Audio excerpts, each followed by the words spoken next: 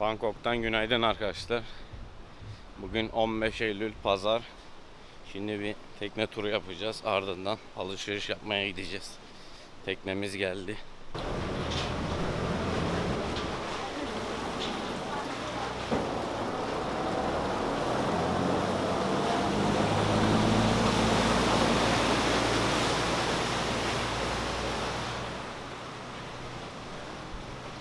Arkadaşlar dün Nakhon-Nayok'a gittik. Yaklaşık 2 saat sürdü. Katali'nin ailesiyle buluştuk. Onu YouTube'a koyar mıyım bilmiyorum video olarak. Hani izin verirse koyarım tabii ki. Bugün eve dönmeden bir tekne turu yapalım dedik. Ardından alışveriş yapacağız herhalde.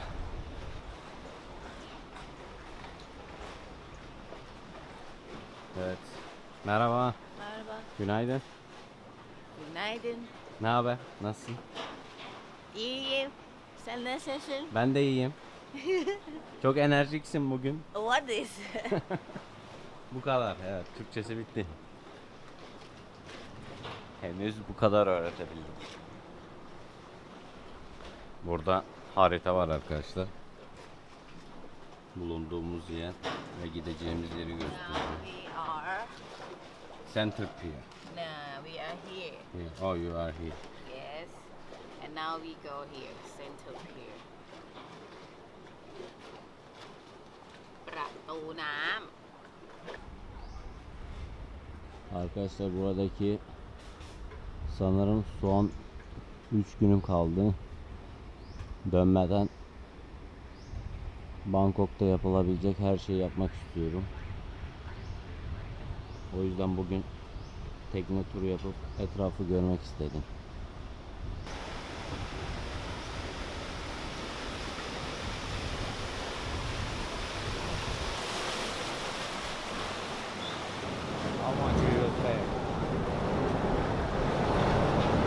Burada binmek mesele arkadaşlar burası.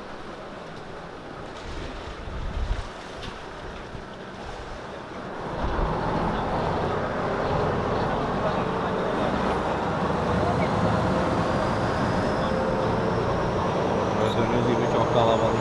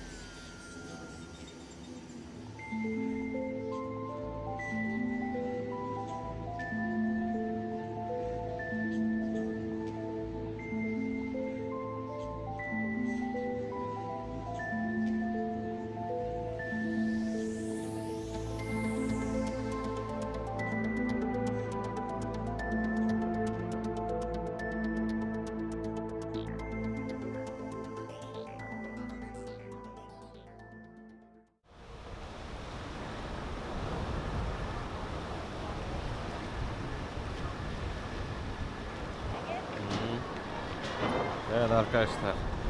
Tekne turu bu şekilde. Burası son durak. Here is last station. Last station for Bo- transit station. Aa, Last, if you want to go more, transit. I get it.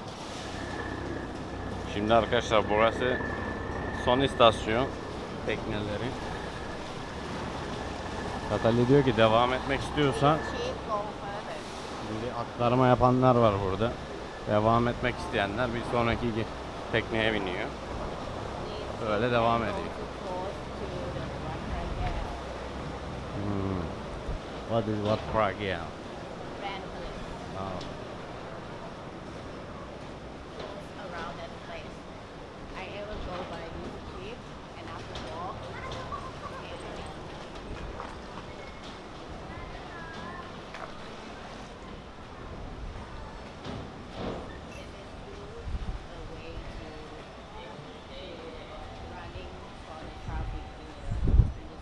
Yes, of course. I always can use this.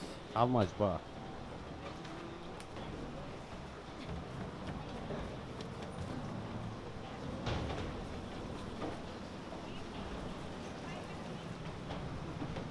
Baht. For one person. Evet arkadaşlar. Birkaç durak geldik.